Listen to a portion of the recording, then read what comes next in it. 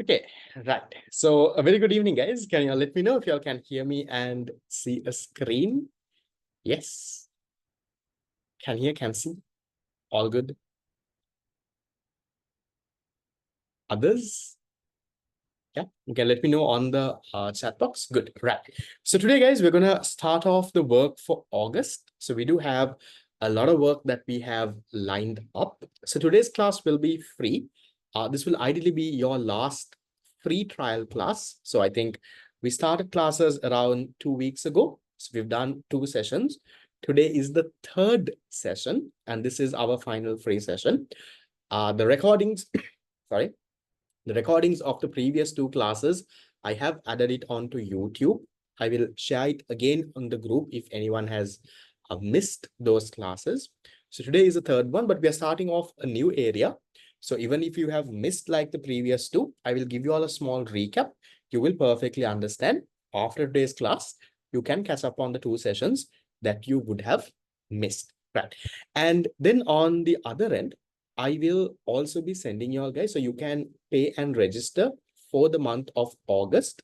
So how the fees and all of it is, how it works is the class fee for a month is 3,200 a month. So inside that class fee, whatever tudes relevant for that month, the printed tudes you will get. You don't have to pay additionally for printing or anything like that. There is a courier charge that you will have to bear. That is when the tudes come, but no printing cost, nothing like that on your end. Also, all the classes that we do will be recorded and it will be uploaded on our website as well. So that's the biggest advantage, I would say, because even 1 year later, now next year, if you have forgotten what we did today, you can come back and watch this week's recording. So especially when you all have like term exams and all of that, that's something very helpful to come and recap a little, refresh your memory. That's very much there. So there is a considerable amount of cost that goes into uploading it onto the website, that server maintenance and all of that. So the 3,200 that you all pay will cover all of it. It will cover all the classes, all the printed tudes, the recordings until A levels, it would be there. So for whatever months that you pay and register, the recordings for that you will have on the website. So it's systematically uploaded.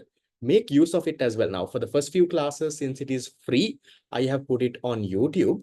But going forward, the paid classes I won't put on YouTube because then everyone can watch now. So paid classes now will be uploaded on the website. So then if you miss the class event, you can go to the website. You don't have to text us or trouble us for anything. Admin will create an account for you and you can get that done. So in terms of the fee, so I think there are students joining from 2 institutes. There is my own institute that is called iTutor SL, and there is also Satiha College. Anyone here who got the link for this class from Satiha College? I didn't send the link. I think the admin would have sent across. Anyone in this? Can you let me know on the chat box? You got this class link from Satya College. They have, I think, shared it on their community group or something. Yes, no? Right. Okay. I think not much are there. So that means most of you all are from iTutor. So I will send you all the payment. Right. I will send you all the payment details. You can then register. And remember, guys, once you all pay the fees, you can't just pay the fees and stay silent. You need to send the slip to our admin. You don't have to send it to me. Right? You can send the slip to our admin. And when you send the slip to the admin, mention that you're from the new batch. You're from the 2027 new batch. So they will create a paid WhatsApp group and they will add you to that group. So send the slip to the admin, then only they will add you to the group. The second thing is there is a form to fill. So every month, once you pay the fee, there is a form to fill. Once I send the payment details on that message, I'll send the admin's number as well. So once you pay, remember you have 2 things to do. This is until A levels every month. When you pay, remember 2 things. One is send the slip to the admin. Even if you don't send it to me, that's okay because I get so many messages, guys.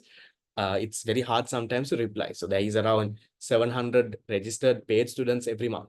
So imagine if I get 700 messages to reply to all of that. That takes a lot of time. So you don't have to send it to me. You can send it to the admin and there is a Google form to fill. That form has to be filled every month. right? So every month after you pay the fees, you have to send the slip, fill the form, because only if you fill the form, if there are tunes for that month, we will courier. And the recording access, I told you all the recordings we do are on the website. And then only all the recording access also you will get. Now, sometimes what happens is some people, they pay, they only send it to the admin. They have not filled the form, then you won't get the tute, you won't get recordings. Some people don't send you the admin, they just fill the form. Then you don't get added to the group. So make sure you do both of it, right? So in the message I sent, all the instructions are there clearly. Do this, do this, do this. Once you are done with it, send it to the admin. Admin's number is there. The Google form to fill link is also there. I will send the message maybe by tonight or by tomorrow morning I'll send. So you all can pay and register. So then in terms of your classes, how it will work going forward. Now, Sunday night, we will do unit number 1. Now, that is what we are doing right now. So we will do unit number 1 for another, I would say, 1.5 months. So we'll try to have a few extra classes and finish it off soon. And then in another 2 weeks, I'll let you all know the exact date. You all will start learning unit number 2 on Wednesday. So Wednesday is my first bachelor's class. So I have a Wednesday class from 4 to 6 in the evening.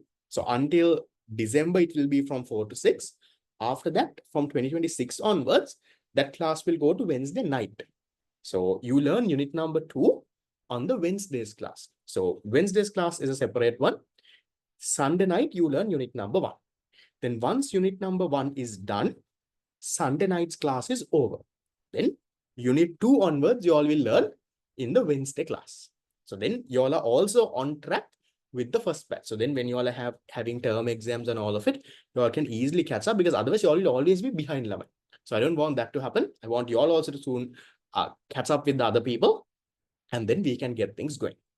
And in terms of this, unit 1 and unit 2 are not connected. So it's completely 2 separate units. So we can learn it parallel. Sunday we learn unit 1. Wednesday we learn unit 2. So Wednesday unit 2 will start somewhere around by the mid of August. So then once you all pay and register, I will send the unit 2 tudes also. That will take around another 10 days. So anyway, we are not starting it next week, no. So that will come in like another 10 days. That will happen. So once you pay the fee and you can send it to the admin level, they might not reply then and there, because trust me, it takes so much of time to reply to messages, right? So there is around 600, 700 students who pay the fees and send slips. On top of that, there are people who text for other things also. So it takes a lot of time to actually reply to messages. So usually the admin is on leave on Saturday, Sunday also, because I can't ask them to work all 30 days. No, am I not fair? No. Yeah, once you all go to work someday, you all will also realize, right? You will also not want to work on every single day. So I've told the admin to take a break on Saturday, Sunday. So usually on Saturday, Sundays, they are on leave. On Monday, they will get back. Monday is tomorrow. No? And then if you have sent any messages, little by little, on the order that it has come, they will reply. Okay, so you will get a response soon. But so far, don't worry. So far, unit number 1, you're on the group. You're getting everything. So that's not an issue. Cool. So that is how things will go. The admin's number, I will send it on the group, right? On the group when if you are on the WhatsApp group, there is a group admin with the black iTutor SL logo. That is the admin. On the WhatsApp group, new batch group or whatever group you're there is a group admin with the iTutor SL black color logo with the iTutor SL, I think written in white, and this. It's that. Okay, so you can drop me a text, right? If you all are not in any of the groups. If you're from Satya College, you all can text Satya College. So if you got the information from them, then register through Satya College. If you got the information through me, then you can register through my own institute. It's up to you. Right? So I'll just send you my number that most of you all have it. So you all are on the group now. And that is my number if anyone wants. Okay. So shall we get started? We have a lot to do. How many of you all took some time now to go through what we did last couple of weeks? Yes. If you got through Satya College now, register through them, because it's not nice. No, if you got the information from them, you pay the fees for them and you register, because they are the ones who introduced you to the class. No, so don't then pay the fee for me. At the end of the day, it's the same class, same tute, same everything. It's just that you will be in 2 separate WhatsApp groups. In all the WhatsApp groups, I'll send you the same thing only. There is no difference there. Okay, right. So how many of y'all now, can you quickly let me know on the chat box, took some time to go through what we have done so far? We have done 2 classes. Now, new students, don't worry. The others who were there, we've done 2 classes. Did you take some time to go through? Or last week you closed the tute and now this Sunday you're opening it up again? That is what is happening? Okay, that can't be the story. So make sure, guys, every week, right now, if you really want to get that A, if you want to go something beyond just the A, you need to do some work as well. Just coming to class itself is not enough. You need to take some time, take around 15-20 minutes during the week to go through what we did and come. And maybe what you can do is, now the class is from 7 to 9. You can have a practice where you come and sit in your study table by 6:30 or maybe by 6:15. By 6:15, you come and sit in your study table, open your tute, go through what we have done. By around 6:45, then the Zoom link will also be there on the group. Take a small 5-10 minute break and join the Zoom meeting. So that is something that you all can do as a practice. Now, at a physical class, 1 hour before itself, you all get ready and start traveling. So now, because we don't have that waste of time, 1 hour before, you sit in your study table. Sit in your study table, open your tute, and then why am I telling you all this now? Is because then you understand the next lesson very well, because it's all connected. Right? There is a nice flow that goes. So once you know this story, then next week path becomes very nice. So do that for not just for econ, do it for other subjects as well.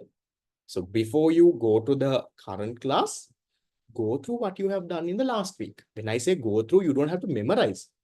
Just take 15 minutes to see what you have done, see what are the topics, and just get that done. Give me a second.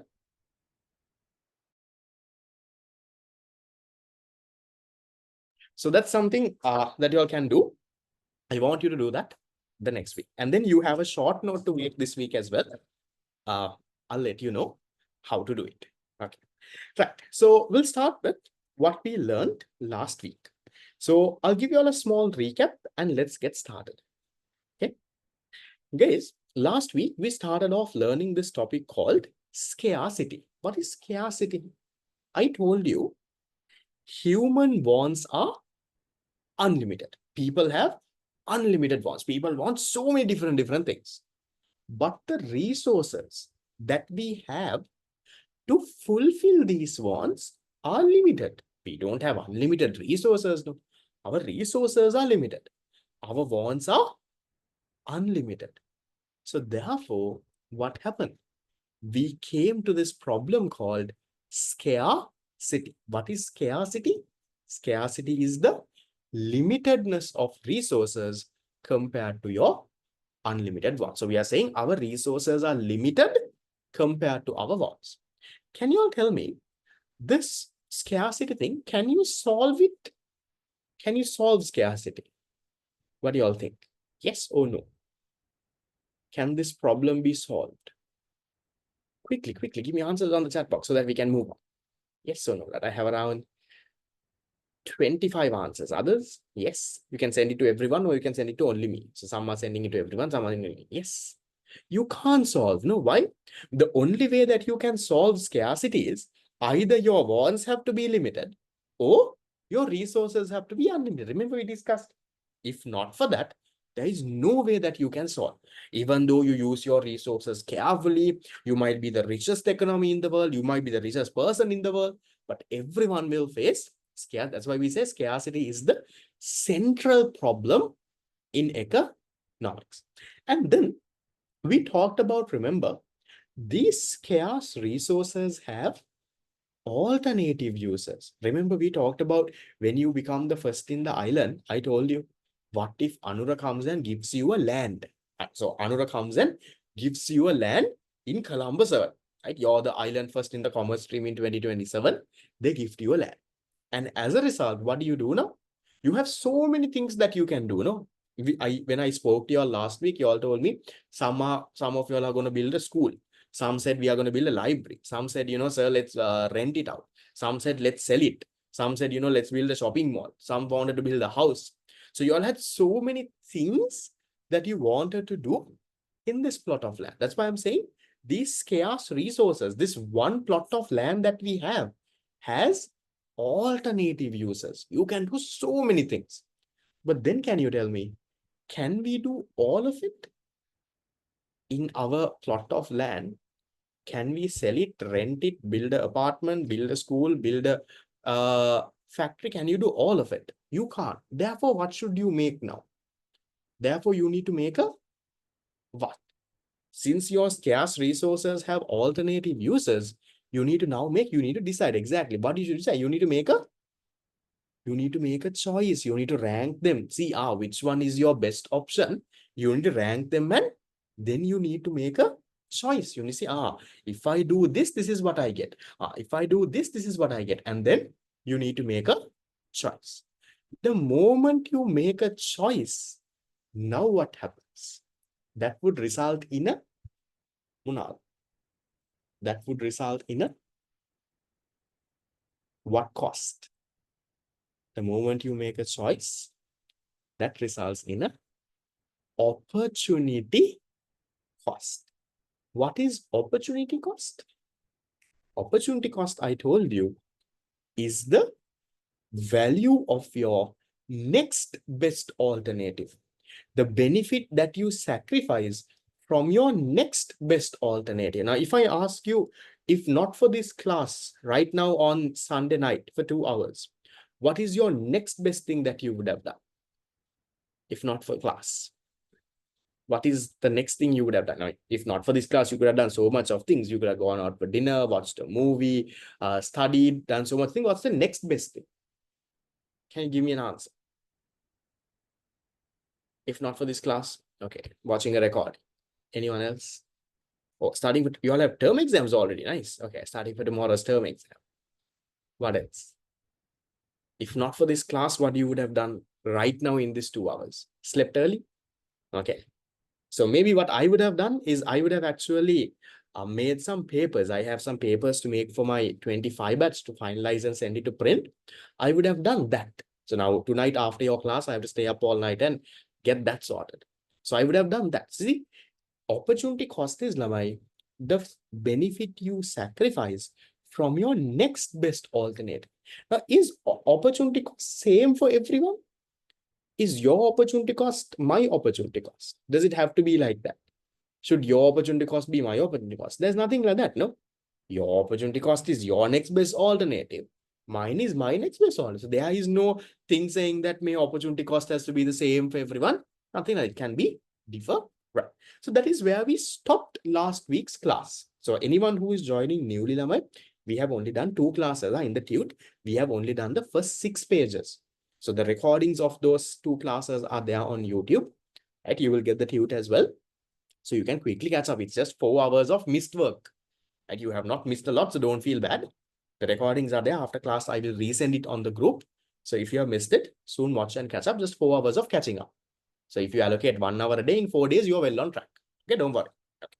Then today, we are going to learn this story of a little bit about some important factors in opportunity cost. So I am saying this point of it, I will come after I teach today's part. I will come to this part, but let's go into the 3 points that are there. The first point is saying opportunity cost is not always a financial concept. So opportunity cost doesn't always have to be money, Lavan. Opportunity cost is your next best thing that you sacrifice. It doesn't have to be money. Now, if you ask me, sir, if not for this class, what is your opportunity cost? I told you I would have made some papers. I didn't say my money or something like that. So opportunity cost doesn't always have to be money. It can include money also. That's why we say it is not always a financial concept. It is a real concept. Now, what does a real concept mean? A real concept means it's something, maybe it's like a tangible good.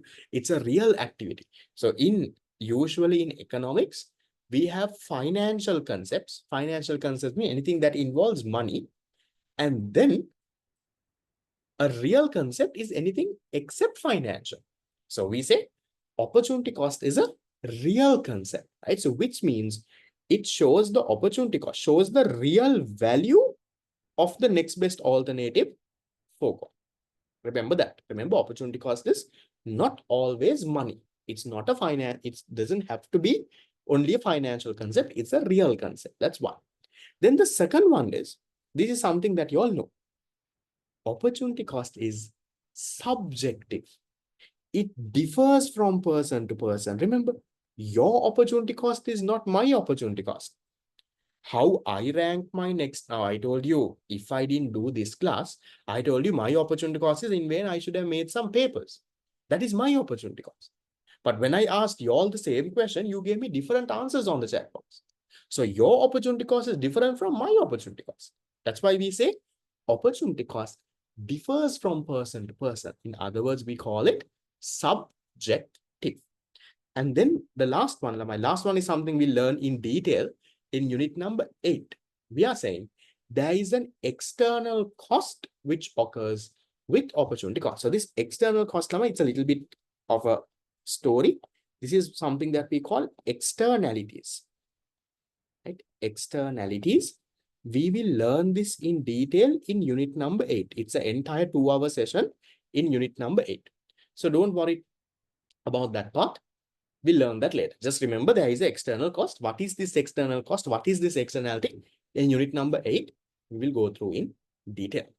How many lessons do they have the first term? Usual first term they ask only unit number 1.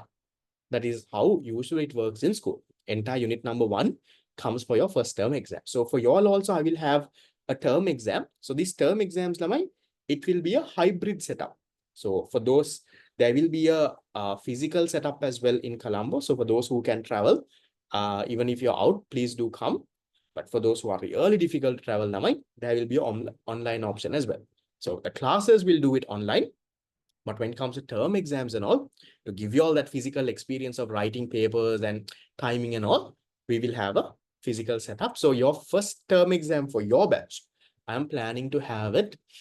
This is August now. Somewhere around in, I'm feeling October, but sometimes October can be a bit busy because October is 1 month before the 25 A-level students. So they have their 25 A-levels in November, 10th of November. So I am planning to have it in October, but if October gets very packed, I will have it in November. That is your first term exam. So you have time, you have around another 3 months, so don't worry. That's where your first term exam will come. So little by little, we'll study for it and we'll get that done. Okay. October if possible, if not, November. Okay. So now, those are the 3 factors, important factors in terms of opportunity cost. Will come into situations where opportunity cost can be 0. Now, this is something that I want you all to understand properly. Okay. Now, what is opportunity cost? Opportunity cost is when you make a choice, right? When you make a choice, the next best thing that you sacrifice, that is what you call opportunity cost. So where can there be situations where opportunity cost is 0 or there is no opportunity cost? Number 1, right? Number 1 is when there are unlimited resources, or we call this non-economic goods. We'll learn that part next. I'll explain the story. Now, all of you all know, right? I'll give you an example. Something like sunlight. Can you all tell me, what do you all do with sunlight? Now, sunlight is a resource. What do you all do with sunlight at home? What are the things that you can get done? Quickly give me an answer. What do you all do with sunlight?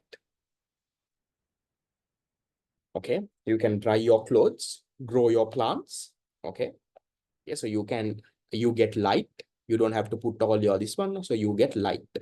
You can grow your plants, right? You can do what? You can dry all your clothes. Dry all your clothes. What else? If you have, let's say, a solar panel, you can charge your solar panel. You can charge your solar panel. So you can do that. Now, my question to you is, now think and give me an answer. Usually, when you take a resource, there are multiple alternative uses. No, same story here. With sunlight, there are multiple uses. Your plants at home will grow, your clothes will get dried, you will get light to your house, because in the morning you don't put light and wait, no, at home. right? It's natural sunlight. Then you can charge your solar panel, you can do everything. Now, my question to you is, do you have to make a choice here? Do you have to choose today from the sunlight, I am going to dry clothes. Tomorrow, I will get light from this. Day after tomorrow, I will grow my plants. Are you making a choice? No, right? So are you sacrificing anything? Do you have to sacrifice anything? When there is sunlight, are you sacrificing? Are you today can't dry clothes? No, because today I have to charge my solar panel. Are you doing something like that? No, right? Why? Because sunlight is available in unlimited terms. Whenever sunlight is there, it's available in unlimited amounts. So therefore, do you have to make a choice? Other karanne make today I am drying the clothes, tomorrow I am charging my solar panel, day after tomorrow I will give this sunlight for my plants to grow. So when you have unlimited resources, you don't have to make a choice, Lamai. You can do everything. You don't have to choose between one of this. Now, in the plot of land story we learned last week, you had to make a choice. With your plot of land, you can't build a factory, build a playground, let's say give it on rent, build an apartment, build a school, build a house. You can't do all of it. Only one. But with sunlight, you can do all of it. Why? Because sunlight is unlimited. When it's unlimited, you don't have to make a choice. So if you don't have to make a choice means you don't have to sacrifice anything.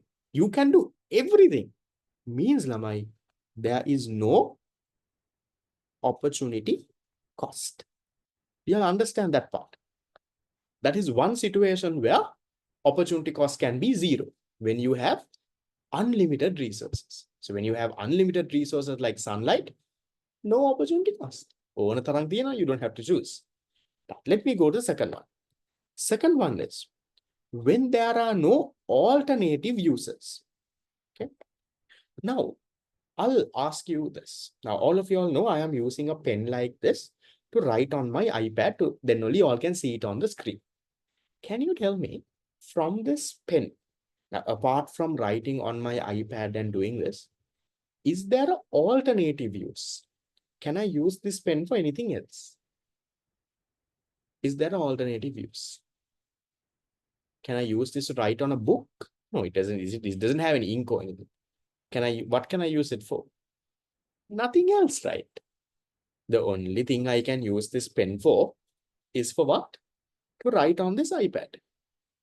So if I'm using this pen and writing on this iPad, am I sacrificing anything? Am I sacrificing anything? The only thing that I can do with this pen is pen me iPad. I can just write it in this. Am I sacrificing something else and then taking and writing this? No. If I'm not writing, this will just it will just be in my table. On my table, this pen, if I'm not using it, it'll just be there on the table, lying there. So just because I take this pen now and just because I start writing, am I sacrificing anything? No. So when you have no alternative uses, there is no opportunity cost. I'll give you more example. Now you can't go and write Arshad's iPad pen. No? Maybe in your exam, you can give things like this, Lamai. So example, things like, do you all know ship anchor? Have you all seen this? When the ship comes to the shore, right? When a big ship comes to the shore, have you all seen they put that huge thing into the sea to make sure that the ship is steady, it doesn't move around? Have you all seen that ship anchor? Yes, that huge yakada thing that that is there. You put it into the sea so that the ship doesn't move around, right? So is there another use for that ship anchor? Can you use it for something else? Can you use it for anything else? No, right? The only use of that ship anchor is if the ship comes to the shore, to put it there and keep. So just because you use that ship anchor, are you having an opportunity cost then? Because there's nothing else that you can do. The only thing is you can put it there, you can keep. Then another example I can give you is, Lamai, if you take something like a bridge, take a bridge. The only purpose of a bridge is for people to travel or for goods to travel. Can you do anything else with a bridge? Think there is two cities. In the middle of it, there is some water. So you have built a bridge. So is there anything else that you can do with the bridge? No. The only purpose of a bridge is for people to go from here to here, or maybe for goods to go from here to here. So are you sacrificing anything? Again, no. So remember, when there are no alternative uses, like when there are no alternative uses, then also there is no opportunity cost because you don't have to make a choice. So when there is this, here also no choice because there is only one thing that you can do with it. There is no alternative uses. So no choice means again, no opportunity cost. That's the second one. And then there is another situation, Lamai, when there is no opportunity cost is the last one, when there are unemployed resources. Unemployed resources means when the resources were not previously used. Okay, I'll give you an example. Do you all remember small days in school? They would have asked you all to make some handwork and come from waste material at home. What did you all make and go? They would have told you, make some handwork and come from waste items at home. Whatever items you all have as waste, use that and make a handwork. What did you all make? Did some of you all make, use eggshells and make like a tortoise or something? Yes. Some of you all would have made, used ice cream sticks. Yeah, you would have made ice cream sticks and made something. Some of you all would have made, used this cardboard box and made pen holders. Yes. Anything else that you all made from just the waste that is there at house? You would have taken matchboxes and done something, right? You would have done, yeah, even with coconut shell. Have you all done this, Lama? Have you all done with this pol kudu? Have you all colored and done those stuff with the, not the proper pole, after you squeeze it and you get the pol kudu, you put dye to it and remember, you all do handwork. So those are what? Those are just household waste, right? So were those things used before? Now, okay, for example, we'll take eggshells. Now at home, after having egg, what do? You break the eggshell layer, you put to the dustbin.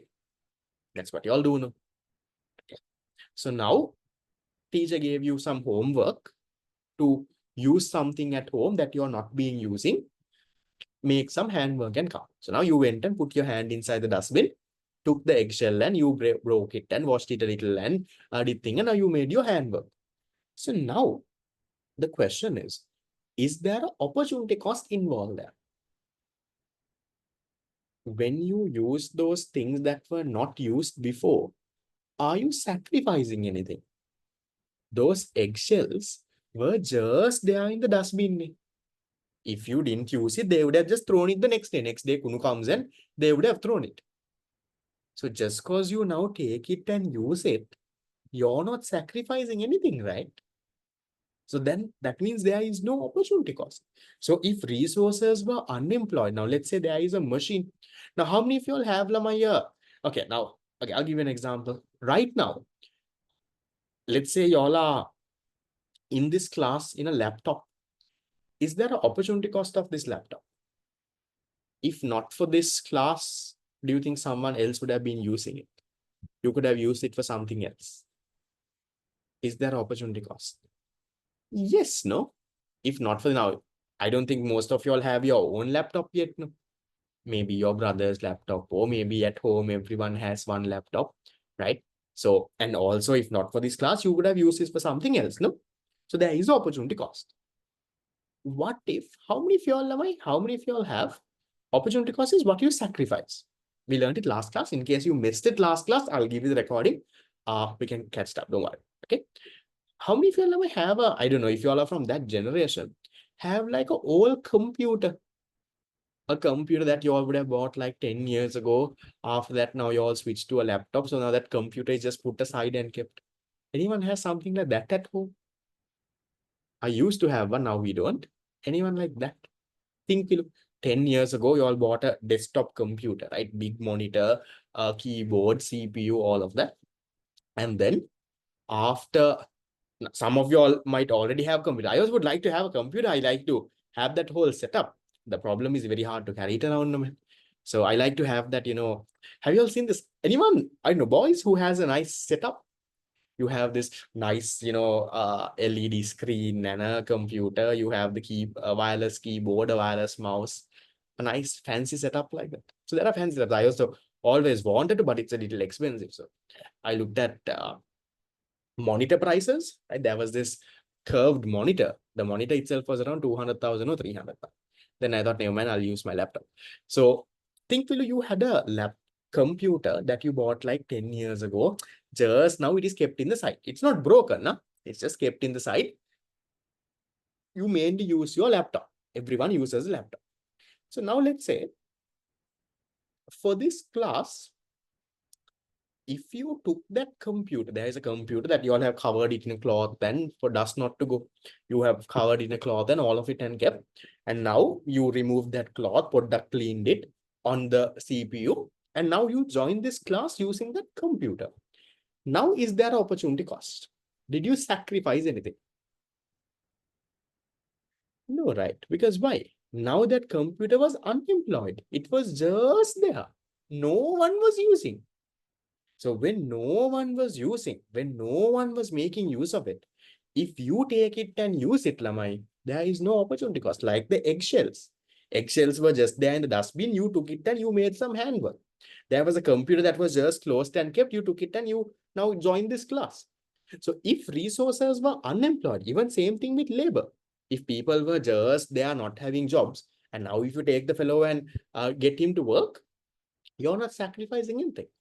So when there are unemployed resources, that means when resources were not being previously used. So I'll give an example. A machine. So you can think of your computer that was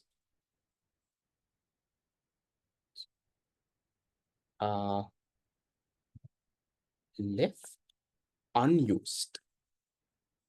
Now taken to use. So there was a machine that was just there. It was unused. Now you took it. There is no opportunity. You're not sacrificing anything. It was just there. So those are situations where opportunity cost can be zero. So I'll just quickly summarize the story, Lamai. What is opportunity cost again? Opportunity cost is when you make a choice, right? When you make a choice, the next best thing that you sacrifice. Now, because all of us here right now in this class, we made the choice from 7 to 9 on Sunday to come to class.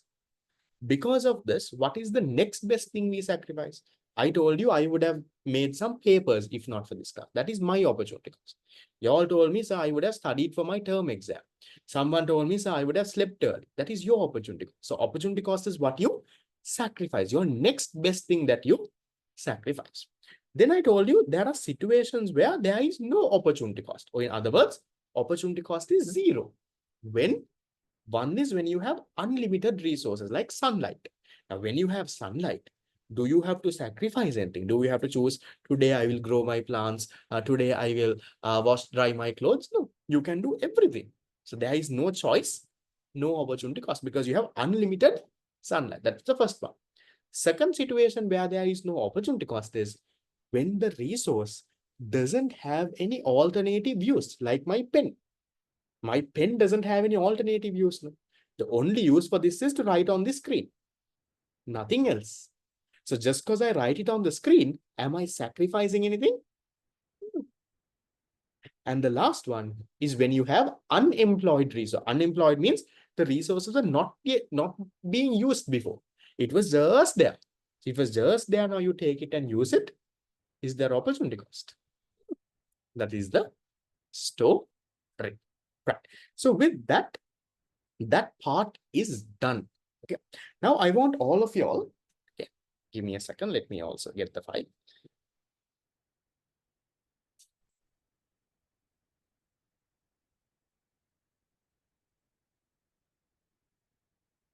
So I want all of you now. Right now, I don't think the people who got registered in the last 2-3 days would have it. The others, you all have your file? Yes. Have a file. Open your file. Inside your file, can you go into dig a little? There are multiple papers now, apart from the main tute, right? You have some other papers inside. Can you take this thing? There is a blank A3 paper saying short note focus area 1, short note focus area 2, focus area 3 and 4. Can you take that out? I'll tell you what to do. Yeah. Found it?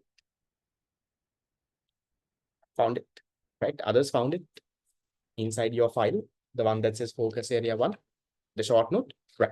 So now what we do is, Lamai, I break every unit into smaller parts. So when I break a unit into a smaller part, that is what I call a focus area. So it's a small part. So it's a part that you can study in like 2 hours and finish. That's what you call a focus area. That's something that I have made up. So for me, from page number 1 until page number 7 over here is focus area 1. Page 1 to page number 7 is the first focus area. So for this week, now you have homework. What is the homework? Homework is, Lamai, study this page 1 to page 7. Recordings are also there. If you have missed, you can watch. And then I want you to make a short note for focus area 1. Now, how to make a short note? There is no rule. Right? Short note, Lama, you can be as creative as you like, or you can just have it text-based, whatever way. So the point of the short note is study that entire thing, summarize it in 1 page. I mean, don't take the entire full scap. The entire A3 paper is there for the entire unit. So only on the first page says focus area 1. So this is where focus area 1 is finishing. You have to make a short note. So to make this short note, Lama, you can use color pens, you can use highlighters, you can even draw pictures if you want to remember.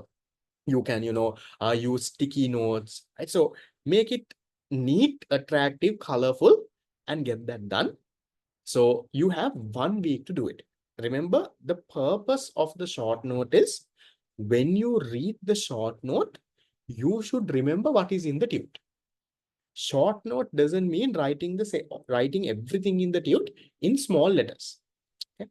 Now I'll give you a small situation. Now, if I want to, for example, summarize this entire thing, this scarcity, whole thing into a short note, how will I do that? I will draw something like this. So I will say, okay, limited resources, unlimited, I'll write full form, unlimited wants. That gives rise to scarcity. So scarcity are limitedness of resources compared to unlimited wants. That along with alternative uses, I showed you all this last week, gives rise to what? Gives rise to a choice. When you make a choice, what happens? There is an opportunity cost. What is opportunity cost? The next best thing that you sacrifice. So if you can't remember, just write that down. Next best thing. Then you can also, go a little. Now sir said, okay, opportunity cost is what? Not a financial concept. Not financial. It is subjective and it has an external cost. Right? That is something I told you. Then I told you, so there are situations where opportunity cost can be 0. Right? So maybe draw, I don't know. It's up to you. You can be creative. There is no rule saying short note has to be like, it can be text based. It can be like a diagram based. The objective is, you see this, you should remember what is on the tute. Okay. And then opportunity cost can be 0 in certain situations, 1, 2, 3. These are the 3. So somehow, whatever that is there in that 7 pages, you summarize it to 1. So you have 1 week to get this done. Next Sunday, by next Saturday, I will send you instructions on how to submit that short note. So you have to take a nice picture after you finish, and I will show you where you need to send it. Then I will have a look. There is no marks or anything. I will have a look. So if there's anything that you all can improve on it, I'll let you know. And the best short notes I will select and I will share it on the group. Okay. So that's, is that clear, guys? Until page number 7, focus area 1. Anyone not clear? By any chance, if you don't have the short note this paper. This is the blank paper. So you use a A4 sheet and you can do it. And this is a blank paper. This is a blank A3 paper. There is nothing written in this. Just a small heading saying short note 1. So you can get that done. Next Sunday's class will not be a free class. It will be a paid class out there. But you can still send the short note. That's not an issue.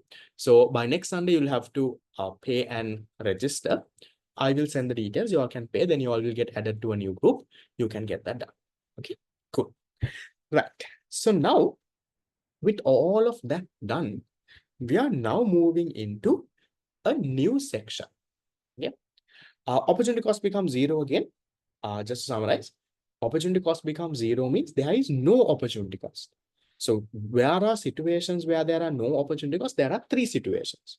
One is when you have unlimited resources. When you have unlimited resources, you don't have to make a choice. No, you can do everything. Then there is no opportunity cost. That's one.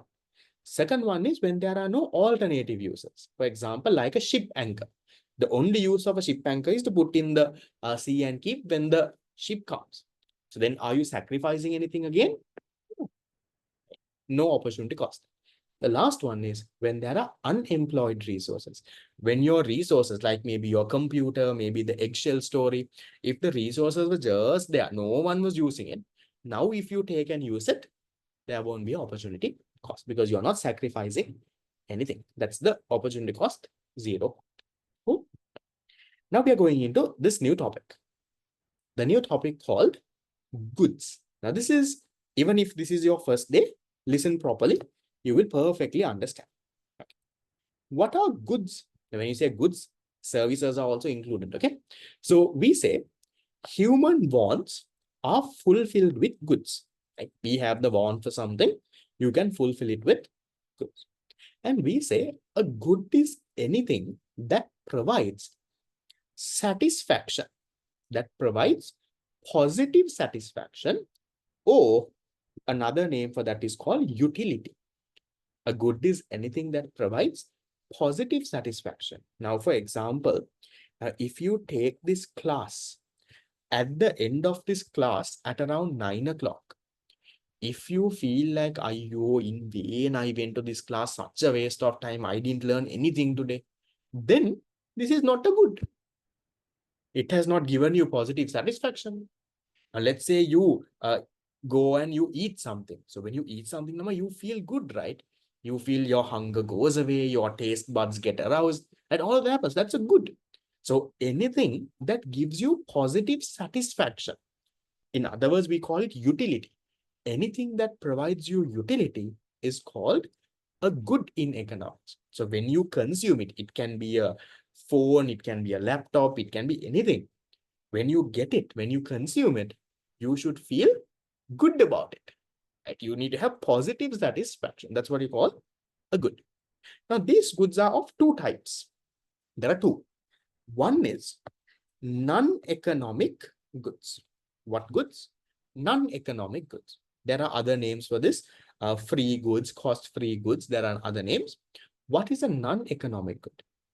A non-economic good is a good that is unlimited in supply. Goods with unlimited supply. You have unlimited amounts of that. And there is no price also. Example, sunlight. Here, sunlight. Things like rain. Now, when I say water, not bottled water unlimited. And when I say water here, rain water, river water, sea water, unlimited. And air, the oxygen and all that we are breathing, unlimited. So that is what you call non-economic goods. What are non-economic goods? Goods that are unlimited in supply. We have enough and more of those goods. And then there is no cost. There is no price for it. So here we are saying there is no resource cost. Resource cost means cost to produce that good. Is there a cost to produce air? To produce oxygen? Is some firm producing oxygen and releasing it to the environment? Is someone holding a shower from the sky and getting it rain? Is sunlight, is there a cost? No, right? So no resource cost means, Lamai. What does that mean? That means there is no cost of production. So there is no cost to produce.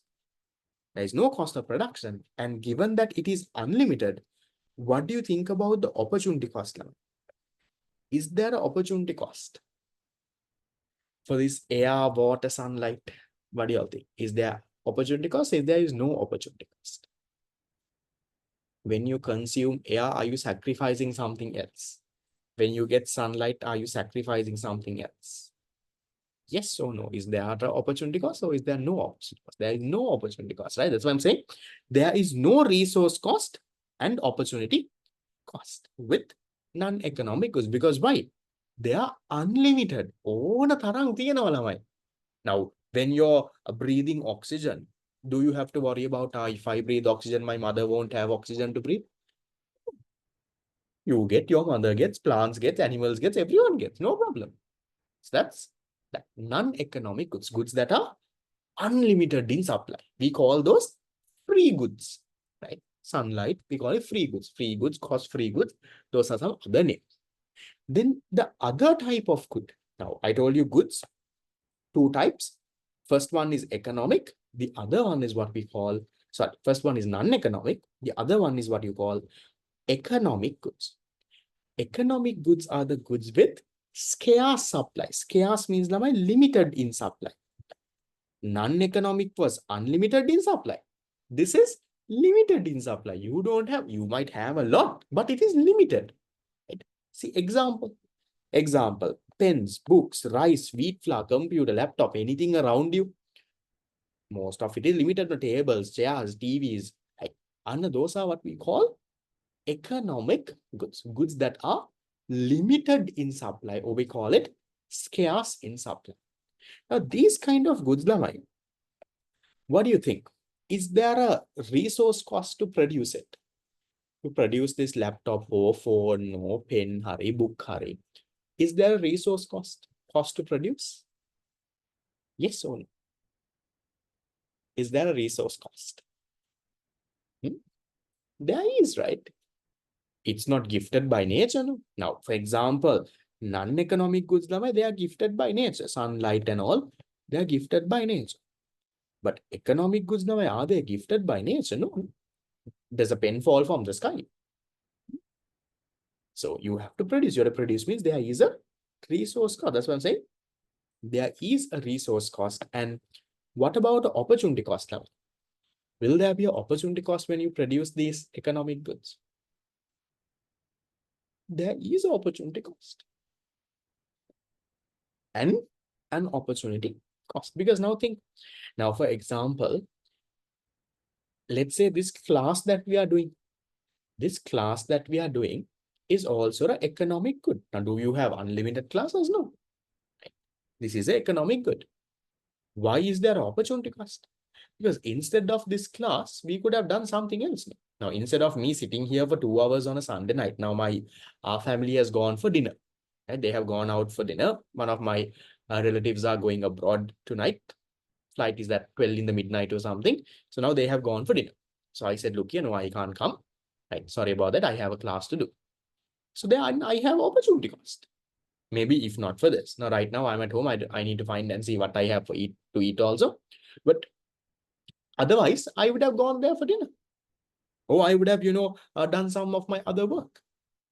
If not for this class. So there is an opportunity cost. So this class is an economic good. It's a limited good. To produce this limited good, we sacrifice something else. So in terms of my labor, I sacrifice going out for dinner maybe. I sacrifice doing my other work. Now, take my laptop. If not for this class, for these 2 hours, my laptop would have been used for something else. This table would have been used for something else. I don't have to sit in this table and do it. Maybe someone else would have been sitting here and doing some work. So there is an opportunity cost involved. There is also a resource cost. Okay. What about a price? Now, for non-economic goods, we said there is no price. Now, for sunlight, you don't have to pay a price. No. For oxygen that you breathe, no price. For seawater, rainwater, no price. For economic goods, what do you think? Is there a price?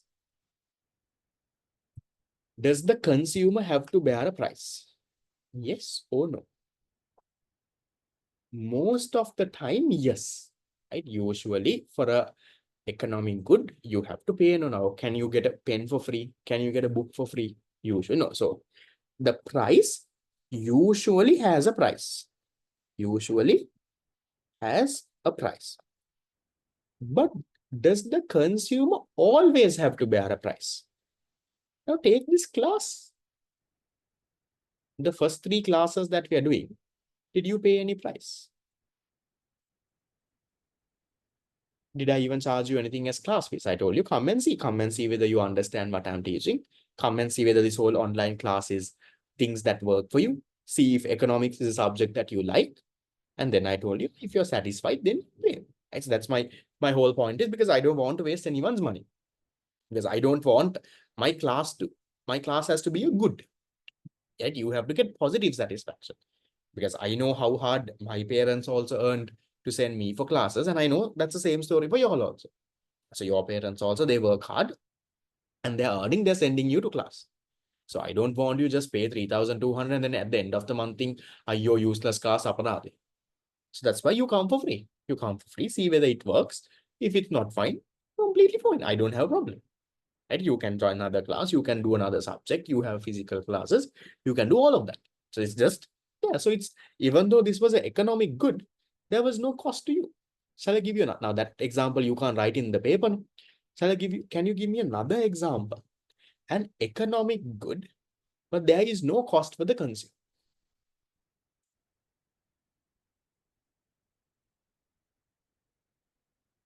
Maybe not this year, last year you would have got it. You got it, but you did not bear a cost. Can you think? It's an economic good. So there was time, effort, and all resources put into producing it. It's limited, but you consumed it. You did not pay anything. What?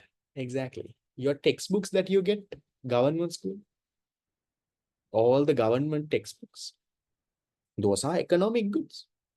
But as a consumer, did you bear a price? So economic goods, Lamai, consumers usually, yes, they will bear a price, but not always.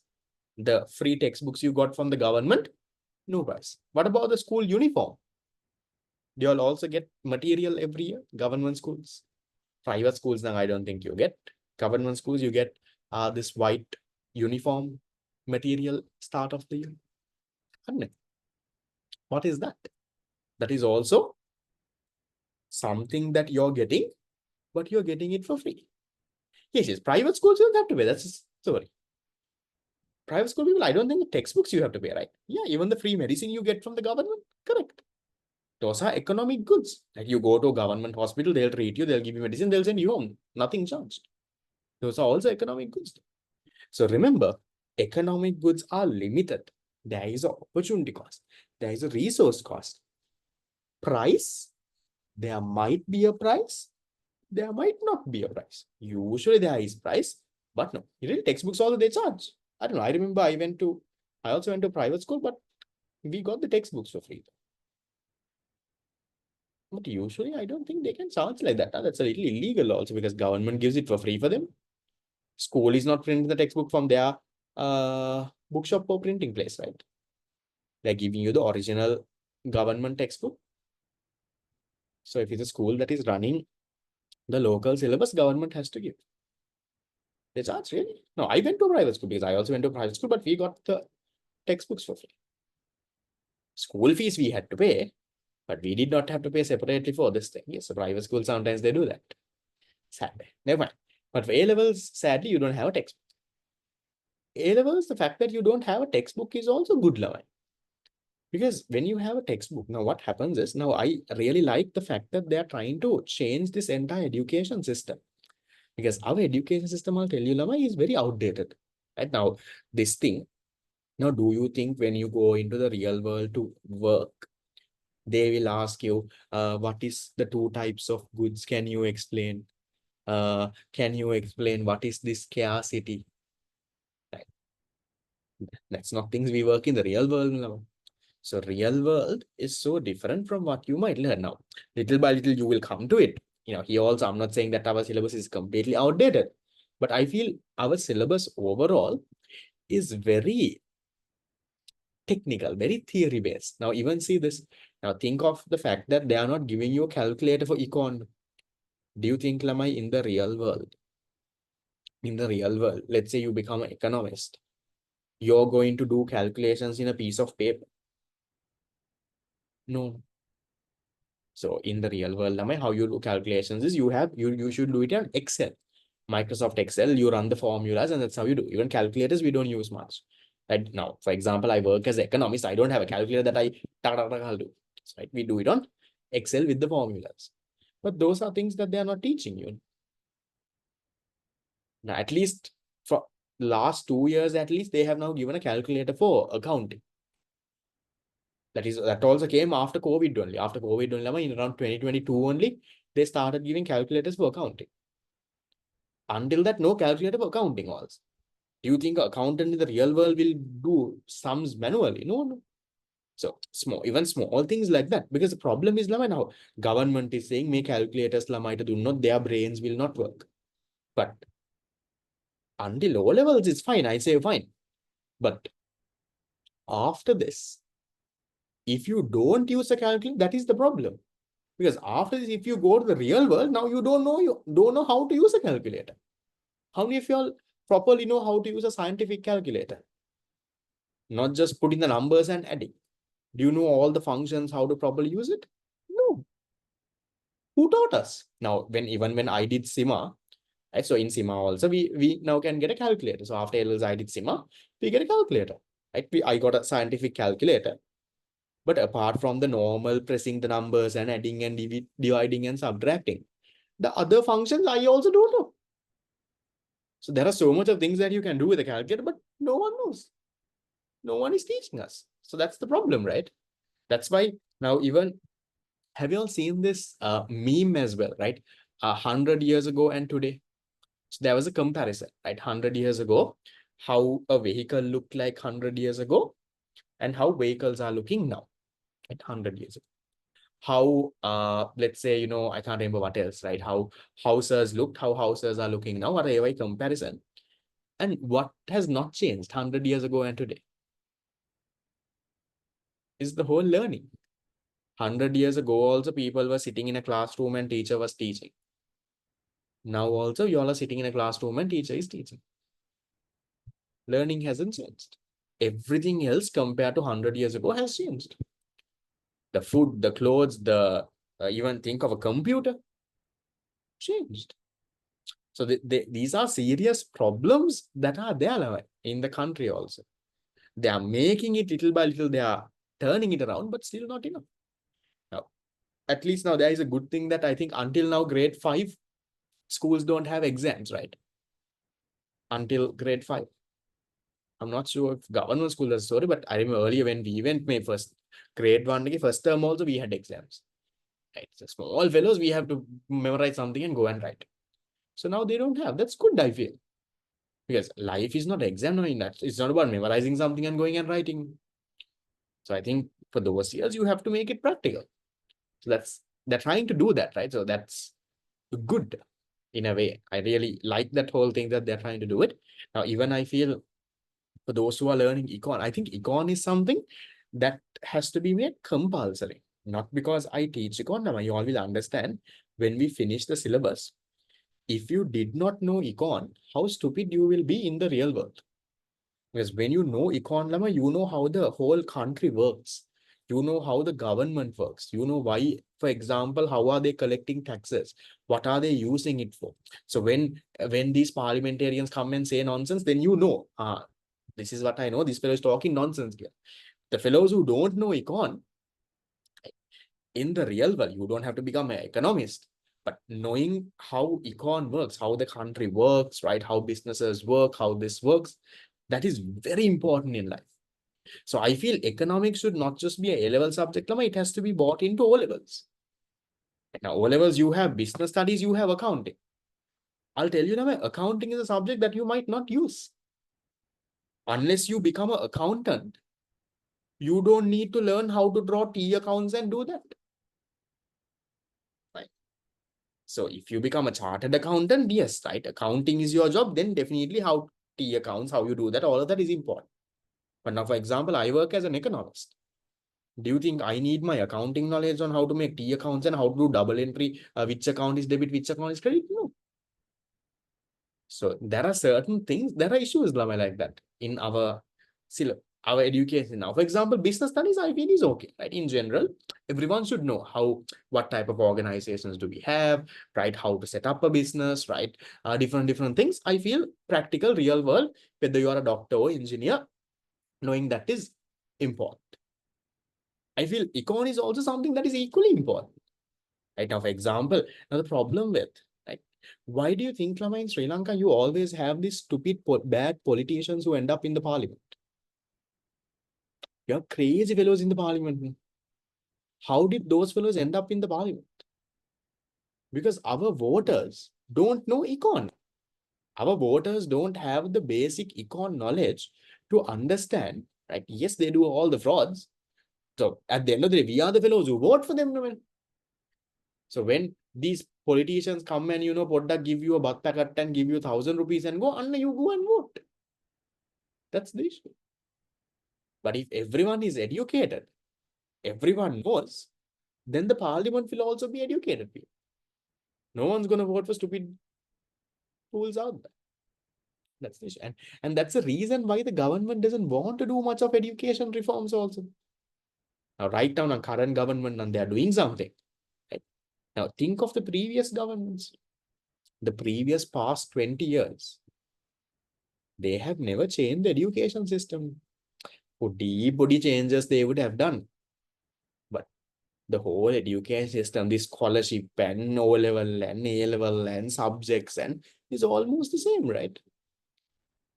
Why do they do that? Because they know if you all know, if everyone becomes knowledgeable, it's very hard to convince the fellows. It's very hard to convince them and get a vote. The more stupid people you have in a country, it's easy to convince them and get a vote from them. That's the problem. So you all also, Lama, even after A levels, studying is not limited to A levels or degree or book. Right? So not studying, I would say learning. So always go in search of knowledge, learn things. You don't have to learn things just because it's going to be tested in an exam. That's the worst thing that you can do. Right now, for example, in these 2 years, if your only goal is to, get 3 A's for A levels and I'll get a good rank, you're lost. Because life is much more than that. Life is not about balancing your accounting sums or doing a calculation in econ or differentiating between economic and non-economic. That is not the thing. But that's what schools make you think. That's the issue. And now, most of the teachers now going forward, some of you have not started school. Most of the teachers out there, even tuition teachers do this. They will tell you, once you get A levels done, you get a good result. Once you go to campus, you go to, and have you all heard that? Now O levels is done, get A levels done properly, get a good result, campus Diana, everything is sorted. Trust me, it is not sorted. Life is much more than that level. So work on your other skills, especially right now in this era, Lama, work on your IT skills. When I say IT skills, you don't have to be a software developer. When I say IT skills, Lama, learn how to make a proper presentation. Learn how to, first of all, make a nice CV, how to format and make a CV. Work on your Excel, Microsoft Excel, learn those. So those now you don't have to do paid courses. I mean, YouTube, how many videos are there? So watch some YouTube videos and learn Microsoft Excel. So when I say learn IT means now some of you all say, sir, I know IT, sir, I know how to type. Everyone knows how to type, man. It's about, okay, now for example, okay, think of this tute. Can you format and make a tute like this? Okay, for example, okay, do you know how to put a box like this and add this YouTube logo and put this QR code into the tute? Do you know that? Do you know how to align it nicely and put it in the middle of this? Do you know how to add this thing? So none of those things. These are not rocket science, but you all know how to type. I know. So those are things that you have to learn. Those are things that our education system doesn't teach us. We don't have to do courses. That is with practice. Like now, do you know how to design a flyer? Now, for example, today, most of y'all, did you all see the flyer I would have sent you all during the daytime? 2027. I would have sent you a flyer and I would have done that, right? So that's a flyer that I designed by myself. How many of you all can design a flyer on your own? Those are things. Those are my basic skills that people have to learn. Our education system, for some reason, is not teaching us. Now, even if you start your own business, right, you need to know things. You need to know, okay, how to register my business, how to, let's say, design a flyer for my business, how to manage my social media. I know all of you all have Instagram and you all scroll. But then, okay, in social media, how do I, Instagram now? Okay, how do you market using Instagram? At Instagram marketing, Facebook marketing, how do you boost the ad? Now, those are skills that people should have. So those are things that I want you all to learn. So I'll show you different ways and stuff when we go along with it where you can learn. So please don't limit this 2 years just for study. That's the big mistake that you will do. If the only thing you're doing in these 2 years is coming to class and studying and scoring marks for your exam, you're a little falling back. Life is much more than this. So always think bigger. It's not about the Z score that you get. I know it's nice. It's nice to get a good island rank. It's nice to do everything. But life is more than that. Right? Because I'm telling you, Lamai, as a person now, I was also in 2017, I was top 50 in the island. Now, I remember when I was going for school also, everyone told me, do A-levels well. Once you go to a local uni, okkama sorted. Then I also studied. I also got among the top 50 in the island. But then 1 week after results came, now you're thinking no one gives a shit about it. When results came, yes, put the hype, everyone is, congratulating. 1 week later, you're like, does it really even matter? No one's even giving a shit. Yes, it helps you get into a local uni, all of it, correct. But it doesn't matter. Now, then you get your degree, and once you graduate, now I got a first class degree from Colombo, right? Econ degree out there. Then it is, okay, does it really matter? So, because no matter how much my results are, how much my hard my degree is, if I can't properly talk, if I can't, go out there and express my thoughts and knowledge, I can't do this. Now, no matter how much I know, Lama, if I can't speak, I can't do a class. If I can't properly fluently speak in English, I can't do a class. Now, that's another problem that happens in Sri Lankan classes is there is a bit of a downgrade level right now. If you looked at, let's say, 10-15 years ago, Lamai, English medium classes were taught in English. Now, right, I think something like accounting now, it's technical things in that. Now you have Lamai subjects like econ, business studies, English medium class, teacher full-time talks in Single. I'm not discriminating Single Lamai. You don't have to go to a single medium story when you want to teach in English medium. So in an English medium class, maybe teaching has to be done in English. You use a little bit of Sinhala for your stories, that's a different story. But that's the problem, right? So what we are doing is we are going backwards now. Instead of the country developing, instead of everyone improving their English knowledge and everyone improving, what we are doing is English medium class kat karna Sinhala. You do the English medium class in Sinhala, then what happens? Then you think he's at the same level, right? He also never learns English because trust me, when you go to Unilama, everything is in English. You go to a university, first day you're in an English medium class. There is nothing called a single medium in university. If you go to work, Lama, do you think you write things in Sinhala? You do a presentation in Sinhala? No. Everything is in English. So know your Sinhala, right? Because you're in Sri Lanka, so know your Sinhala because otherwise you can't survive in the country. But on the professional side of things, you need to know English. So those are things again. So your IT skills, your English skills, your presenting, how you talk, work on those also in this next 2 years. Now. Don't limit it to just studying. Please don't do that because at the end of the day, you will then realize how better someone else is. Now, for example, I have a student of mine from the last batch. Okay, so he was from Trinity. but he was not that smart. Smart keyword, not that book smart. Okay. So he doesn't study much. Last 1 year only he came for my classes. He got some of my recordings. He texted me and all. I think for A levels, he only got 3 C's or 3 S's. But then he was involved in so much of extracurricular activities and all of it. I knew the way he talks, the way he speaks and all, I'm pretty sure he will do very good. So right now he has a permanent job. And he did A-levels last year again, this February. He has a full-time. He started as an intern. Now he has got promoted. He has a full-time job at Unilever. This is someone who got 3 C's or 3 S's for A-levels. This year, February. Now this is August. February, anyway, December. He did in December. Now this is August. 8 months.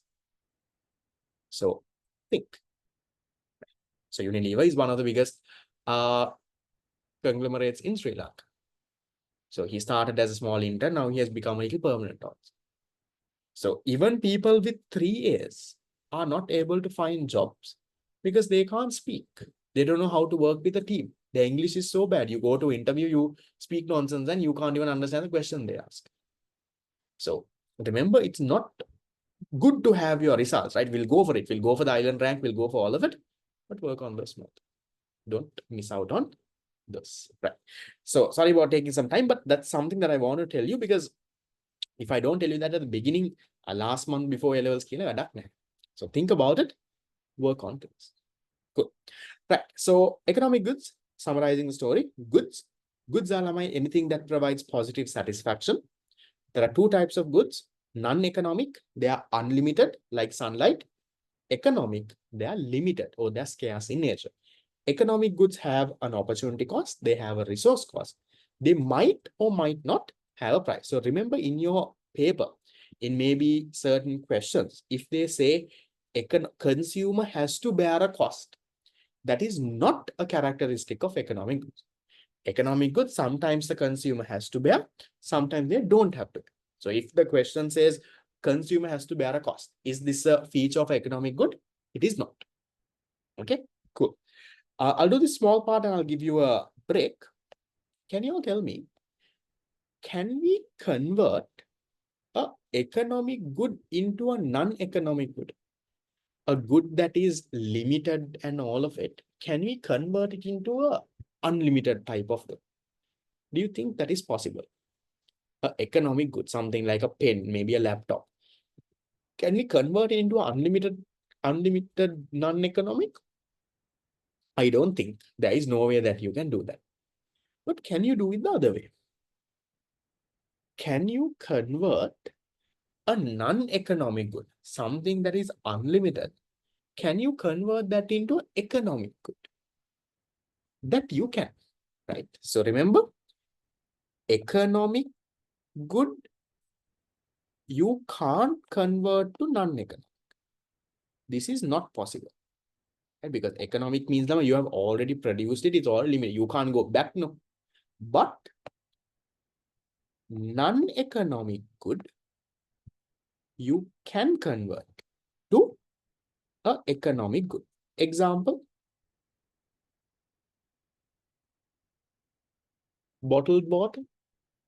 The water that you have in rivers and the rainwater that you get are unlimited. But that same water, if you purify it, put it into a bottle, put a small label, put a lid to it, bottled water is limited. You converted an uneconomic good into economic. Now think of the oxygen that we are breathing. The oxygen we are breathing is non-economic, unlimited. But if you take this oxygen, put it into a tank and give it to a diver who is going diving in the sea, and then that oxygen is limited, economic. If you give it to a patient who is, suffering from something, and you put a tank and give the is uneconomic. See, oxygen given to patients, oxygen given to a diver, economic. Now, the solar energy that we are getting, right, the sun rays and all of that, that is unlimited. But this same solar energy, if you store it in a solar panel and all of that, and that becomes economic. So that is the story. Now, non-economic goods can be converted into economic. Non-economic means that is unlimited, but you can run it through a production process and convert to economic, like bottled water, sea, not sea water, river water, the rainwater, unlimited. You purify it and take unlimited. So that's the story there. Okay, done. Then the last part, then I'll give you a break. Something called economic badge. Now we talked about goods, no? I told you a good is something that provides you positive satisfaction. Or in other words, it gives you utility. You know what is a bad? A bad is something that gives you negative value. Or in other words, it provides you negative satisfaction. Negative satisfaction. Or in other words, we call it disutility, the opposite of utility. The presence of a economic bad gives you negative satisfaction or disutility. Negative, this economic badge, Lamai, will have a negative price. Huh? What is a negative price? A negative price is where, Lamai, you will pay money to get rid of the good. You will tell people, Ane, take this money and get rid of this. I want to get rid of this. That is what you call economic bad. You will pay money to take it and go. Ane, take this and go. I don't want it. Examples here, garbage. Every month, you all give some amount of money to the fellow who comes to collect garbage. You give him some amount of money and say, Ane, take this and go. We don't want. Now, my mother actually gives the fellow some money every day also. He's like, Pauno, this thing. So my mother gives the fellow around 50 rupees. Now they don't come every day. No? So for a week, they come, I think, 2 or 3 days. Every day, she gives him a 50 rupees or 100 rupees. So because of that, my mother has Mara salary from the garbage fellow, Mara salary, right? So even he will come, no color, he will ring the bell, he will wait for 10 minutes until my mother collects the garbage and come. He will take the whole thing. Sometimes, today is Indul, but if you give him some plastic, that also he will shape and take and go. Why? My mother is giving him 100 rupees every day. See, you're paying him money to get rid of your garbage. You're saying, Ane, take this and go. I don't want. Because the presence of garbage gives you negative satisfaction, gives you dispute. Same thing with diseases. No? Now, when you catch a cold or when you get something, you go to the doctor and say, you pay the doctor, you pay the channeling fees, medicine fees. So, you say, Ane, please, doctor, take this disease away from. That is what you call an economic bad. Another example I can give is snow. Now, in Sri Lanka, we will pay money to go and see some snow. But in foreign countries, snow is very annoying. It becomes very cold. Now, think when it's snowing, can you even drive? You can't. Have you all seen in movies? There is this huge truck-like thing that clears the road and go. Have you all seen? In movies, when there is snow, there's this huge truck that, clears the road and go. Because you can't drive. When there is snow, you can't drive. You hit the brake, your vehicle is just going to go slip. So in order to get rid of that snow, people will pay money to get rid of it. That's why in these cold countries, people pay money to, buy heaters. Now in Sri Lanka, we don't have heaters. No? Maybe anyone from Nooreli, you might have a heater. No, I have students from Nooreli. I remember I went once on a trip also. Stayed in one of my students' resorts that they had. And they have heaters and all. So now when it's very cold, you have heat. Now think of a country that is snowing then. Now Nooreli is only how much? 16 degrees or 17 degrees. Think of a country where it's snowing. It's minus. So this one will go minus your temperature. So imagine when it goes minus. Then people will have entire home heating systems. They will have, hot water is like a must. Now even in Nooreli, hot water is like a must. No, man. How many people you can't survive without hot water? Yes. You're so used to hot water. Your home has hot water. Now, without hot water, you will not have a house. So, there are people like that. And I have friends, even my wife is like that. Cold water bad. Right? And no, really, yes, I agree. But people from Colombo, hot water not bad. Shower, hot water has to come. So, now, earlier I also used to wash and bathe in hot water, but now for the last 1 year, I have been doing everything with cold water. So cold water is actually good lava in the morning. I know it's not that comfortable, but having, let's say, a bath, or I don't think girls, you all have a bath every day, but boys, I have a bath every day in the morning in cold water. So having a cold water bath in the morning, it lamai refreshes you. And I know it's not very comfortable, right? I also sometimes, shiba only and have a bath, but it's, it, gets your whole cells running and it is actually good. So I have a hot water shower at home, but I don't use the hot water shower. My wife on the other side, have a hot water. And if the hot water doesn't work, she might not even have a bath. So, now see, now think that is in Sri Lanka, already a hot country. Think of in a cold country where it's snowing. So people will pay money lamai to get rid of that snow. So that's why we call it an economic bad. So remember, an economic bad is something that provides this utility. So presence of it lamai will do what? Will lower the utility. People will want to pay money to get rid of it. That is what will happen.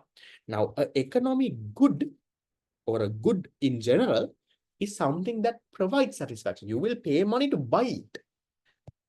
Economic bad, you will pay money to get rid of it. It gives negative satisfaction. Now I'll give you examples of some goods. Can you tell me, are they economic bads or economic goods? Yeah. Something like alcohol, something like cigarettes, something like, let's say, drugs, this ganja and heroin and all of those. All three of them, are they economic bads or are they economic goods?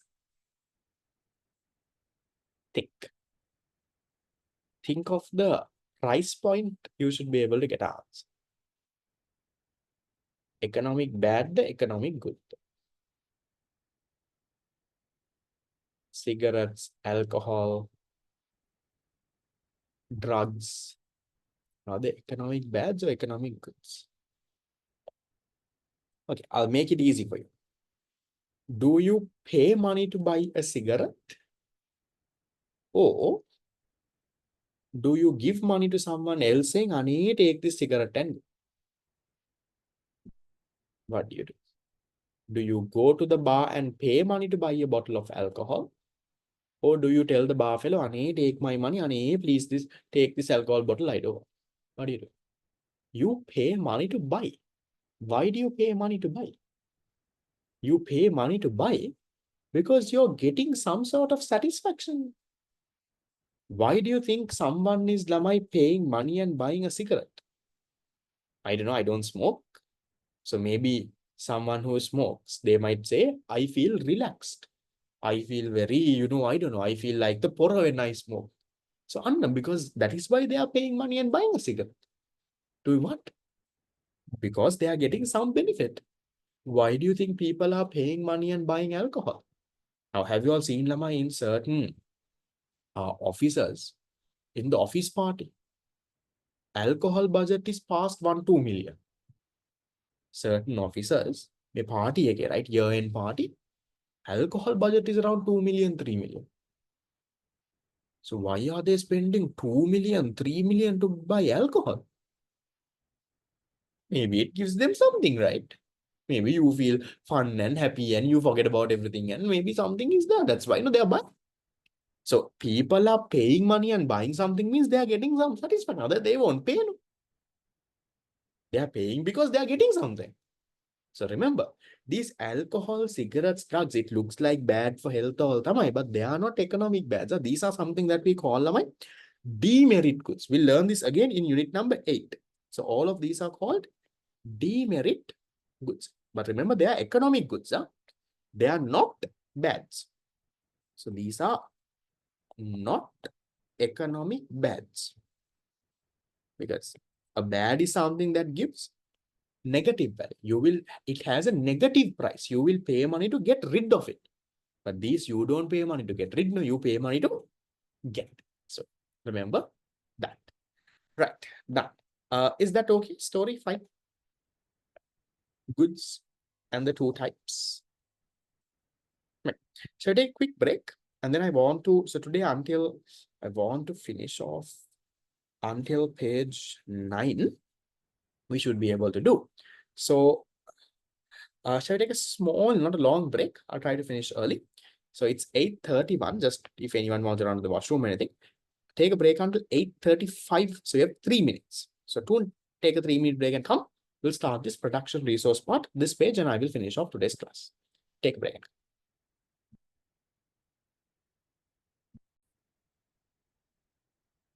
Okay, so we'll start with this part, that is the production resources.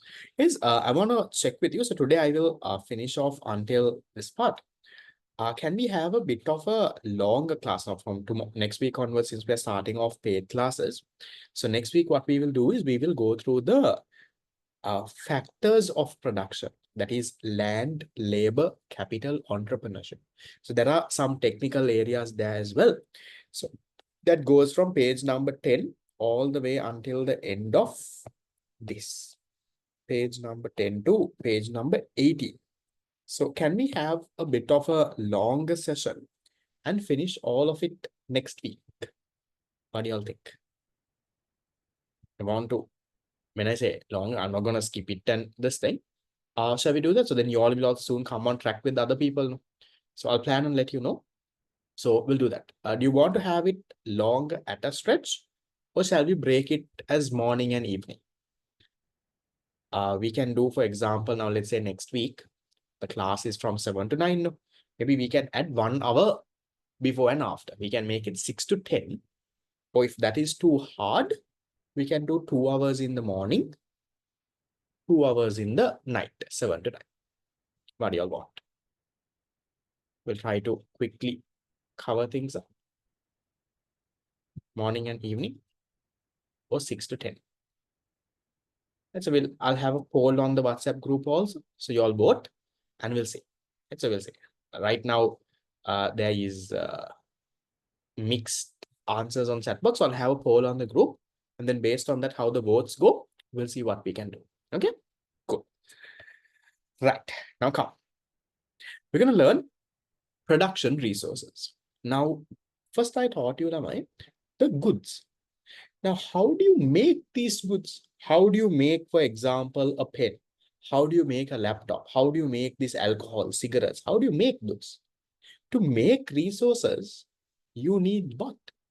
You need, sorry, to make goods, what do you need? You need resources. So you see, all inputs, we say, all inputs used to produce goods and services. All the inputs that are used to produce goods and services are what we call resources. What are resources? The inputs that we use to produce a good or service. Now, for example, take this class. So can you tell me what are the resources I am using right now to do this class? What are the resources? What am I using as input to do this class, right? What are my resources? How am I providing this service? I'm using all the devices, my laptop, my iPad, okay, right? My laptop, my iPad, my pen, all of those devices, okay. Definitely Zoom, that is an input, right? The Zoom package. Then even for example, my labor, that I'm here talking, without me, you can't do this. My own labor, right? Then Wi-Fi, yes.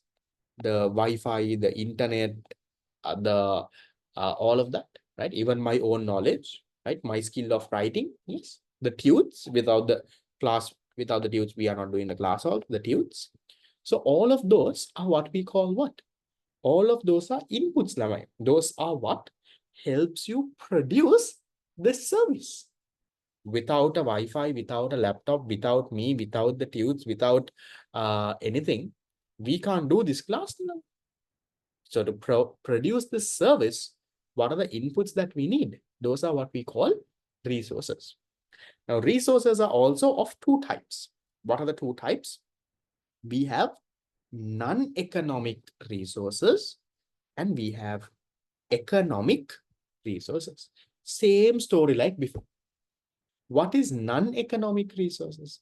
Non-economic resources are the resources that are unlimited. Oh, here I am saying non-scarce. Same thing. The unlimited resources that are gifted by nature, which do not have a opportunity cost. Example again, air, rainwater, sun.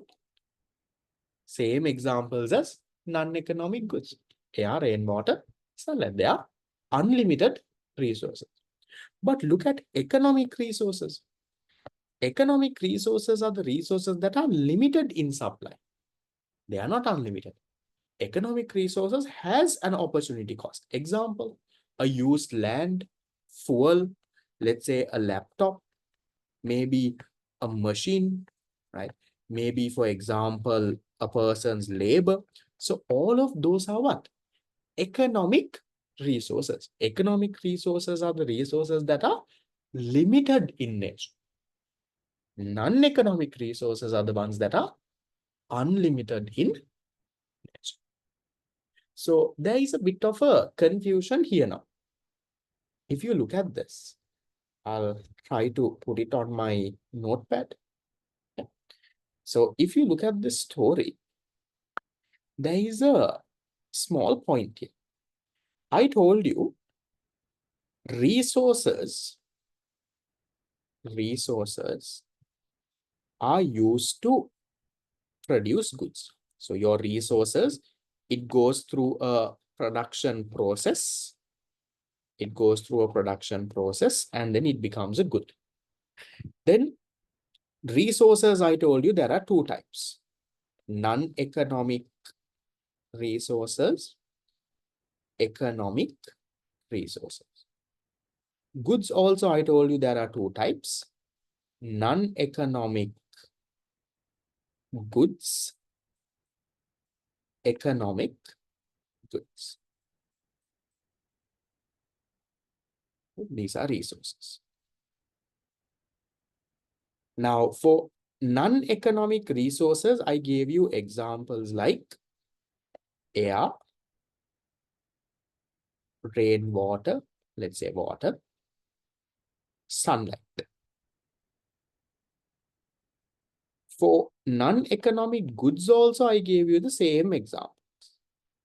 Air, water, sunlight. Economic resources, I gave you examples like land, I said fuel, maybe a computer, things like that. Economic goods, things like, for example, pens, even these classes. Right? Now, can you all tell me, why do you think, now here, the example is the same, Nilavan. Now, economic resources going into economic goods, fine. Using land, this laptop, all of it, I can do this class. I can convert the resources into a service. But if you take non-economic goods and non-economic resources, they are the same. Non-economic resources are also air, rain, water, sunlight. Non-economic goods are also air, rain, water, sunlight. Why is that? Why do you think the resource and the good, both of it, are the exact same? Why?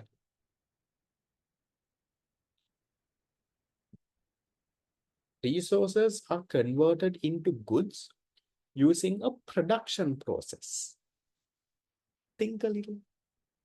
Why do you think here the resources and the goods are the same? Think about this production process. Is there a production process to produce air, rain, water, sunlight? They are unlimited. They are gifted by nature, no? There is no production. Do we produce sunlight? Do we produce rainwater? No. So here, why the example is the same, Lama, is because there is no production process. So when there are resources, when resources go through a production process only, they become goods. Now, right now, my labor, this laptop, this Wi-Fi, the tunes, all of it is going to the production process only and you're getting it as a service. But if there is no production process, the good and the resource are the same. So if you take non-economic goods, non-economic resources, there is no production process. They're gifted by nature. Sunlight, no one produces. Rainwater, no one produces. Air, no one produces. So because there is no production process, the resource and the good is the same. But for economic, it's not that case.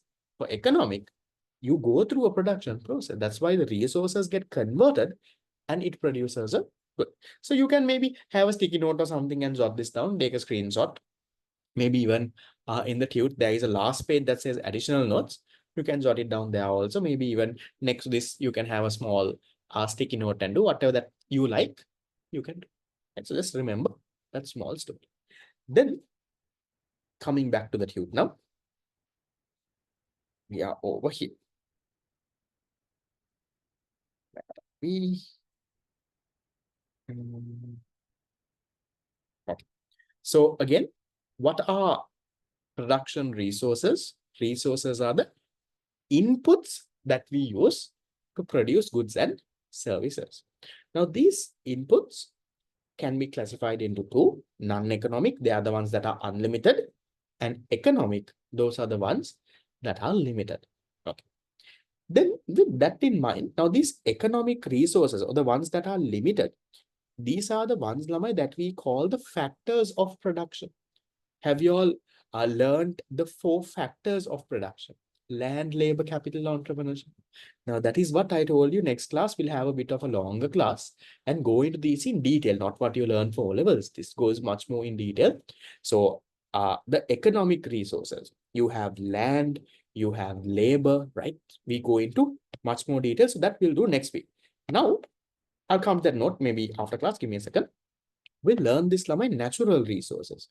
What are natural resources? Natural resources are the resources that are gifted from nature, gifted by nature. Can you all tell me, are all natural resources, are they economic or non-economic? What do you all think? Natural resources. Are all of it economic or all of it non-economic? Or can it be both? Could there be natural resources that are limited also, that are unlimited also? You can have both, right? Now, if you take, for example, sunlight, sunlight, rainwater, they are unlimited, non-economic. Then there are also certain naturally, like for example, land. Now, even take, for example, trees. Take, for example, naturally, like for example, you have crude oil,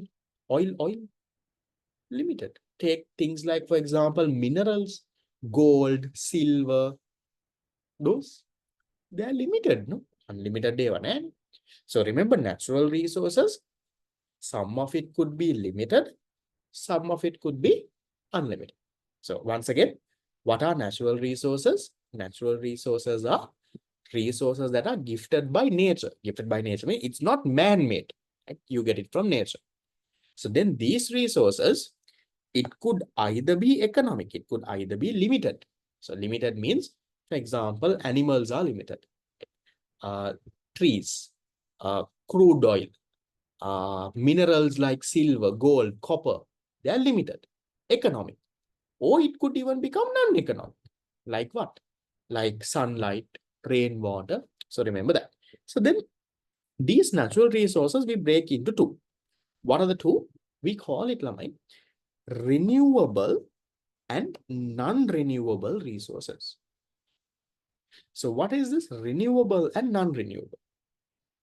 Renewable resources are, Lamai, the resources that regenerate, that do not get used up with consumption, do not get used up with consumption. Example, I'll give you, Lamai, fisheries. Now think of the amount of fish that is in the sea. From small days, every person, not small days, 100, 200 years ago, or maybe even more, everyone eats fish. No? Everyone eats fish. You go, you catch fish, you eat. But have we ever ran out of fish? Now, fish is a natural resource, right? It's in the ocean. We catch fish and we eat. Have we ever ran out of fish? We haven't. Now think of, for example, wood. From, I don't know, from when? How much of furniture in the world we would have made? And just look at around you. Maybe your table is of wood, your dining table, your sofa, your so much of things is made using wood. But have we ever ran out of wood? Why, Lamai? What's the reason? Because these are what? They are natural resources, but they are renewable natural resources. Right? They get replenished. Replenished means, Lamai, it gets regenerated. Right? It grows again and again. Now, for example, fish. Once you catch fish, again fish grows. Once you cut a tree, again a tree will grow. That is what you call renewable. It does not get used up with consumption. You will consume, more and more gets generated. And it does not get used up. But there are certain natural resources that are non-renewable. What are that? Those are what we call the resources that are not generated again. They don't get regenerated easily. They will get used up with consumption. Example, diamonds. Now, diamonds is a natural resource. You mine it, then you get diamonds. After that, you think, I diamond had a nanny. Now, think of the gas, petrol, diesel, those. Gold, coal, they are all non-renewable. That's why now, if you all now take trains, for example. Now, if you take trains back in the or trains or motor vehicles, back in the day, trains were running. How were they powered? In Harry Potter and all, you all see this train. Those are what powered trains? How does it run? How does it run? How, how did the trains run? With what? With coal, finally. So those trains ran with coal. Then why did you switch from coal to something else? Because coal was running out. From coal, you moved into what? From coal-powered trains, you moved into diesel-based, diesel engine. Now, that's what you have in Sri Lanka. So you have a diesel engine. But then, do you have unlimited diesel? No. When the world runs out of diesel, that's where they moved into electric. Then from electric, now they are moving into this magnetic and hydro and all of that also. So when you run out of resource, you're changing. Why? Because those don't get regenerated. Once you use it, it gets finished. So coal, gas, all of those, they are natural, but they are non-renewable. They do not get replenished over time. Replenish means regenerated. But renewable ones get replenished or they get regenerated again and again. So which one of these do you think we have to be more careful with? Renewable or non-renewable? What should we be more careful with when using? Our renewable resources or our non-renewable? Both we have to be careful. Tell me, but more careful with what? With our non-renewable. Because renewable now, for example, you do a mistake, you cut a tree, the tree will grow back. You catch some fish, they will grow back. But your non-renewable, once you do something, it's gone. So see, non-renewable resources, they depreciate fast. So you have to use it very carefully. You have to, when you're using it, you have to preserve it for the future generation as well. That's what you call the sustainable development. Sustainable development is where you develop without harming the future generation. Now, for example, let's say, okay, take a country like Saudi Arabia. Now, Saudi has, for example, oil. Now, what if they extract all their oil and they sell it everywhere? 20 years later, what is going to happen to their future generation? They might not have enough revenue. So you have to use it carefully. That's what you call sustainable development. You develop without harming the future generation. You leave something for them as well. So this non-renewable resources, remember, have to be used carefully. But then overall, if you take natural resources also, it has to be used carefully. Now, even if you take trees, you should not go and cut down all the trees just because trees are growing again. You cut down all the trees under global warming, right? You cut down trees and build houses in top of a hill under landslide. So you have to be careful, right? Because otherwise you might have global warming, damaging the ozone layer, water shortages, natural disasters. So all of that can happen if you don't use your natural resources carefully. So you should not misuse it. Just because it is gifted by nature, you don't misuse it. You have to carefully. So you have to protect it and use it carefully. That's the story with natural resources. So again, just to summarize, we had goods, two types. Non-economic means unlimited. Economic means limited. And then I told you, non-economic goods can be converted into economic. We talked about that. And then we went through economic bads also. Then we looked at resources. Again, non-economic, economic, same story, unlimited and limited. Then we went through natural resources. Now, what do we have left? Left is, Lamai, we need to go through now economic resources. We have to learn in detail. Those are the 4 factors of production. So once we do these 4 factors of production, that is until page number 18 in your tute, from this, Lamai, what happens is focus area number 2 is also done. I told you page number 1 to 7 is focus area 1. Once we do until page 18, focus area 2 is done. So this unit has 4 focus areas. One we have already finished. Next one, focus area 2, we'll try to have a bit of extra classes next week and we'll have finished off. Then if we finish it off soon, Lama, then Sunday night we won't have a class. So we don't have to drag this Sunday night class forever. We'll soon try and finish it off. Then you will only have Wednesday classes every week. Then your weekend, Sunday night will be free. For me also, it will be free. For you also, it will be free. So we'll try to do that sooner. We will not rush it. I'm not going to skip anything, but we'll soon try to catch up. We'll have a few extra sessions. We'll finish that off. Then only on Wednesday, you'll have unit number 2. So next week, we'll try and have a bit of an extra class because next week you have this poor holiday and all of that coming as well. So we'll try to have an extra class. We can also do this if you want. We can, have one extra class on one day and another one on another day also. We'll see. I'll put some options on the WhatsApp group. Based on that, you all can vote and whatever you all want, I will do it that way. Cool. Right. So far we are done until this page number 9. Your Wednesday class, Lava, not this week. When that starts, I'll let you. That's around mid of August. So on my end, I will send you all the payment details maybe by tomorrow morning.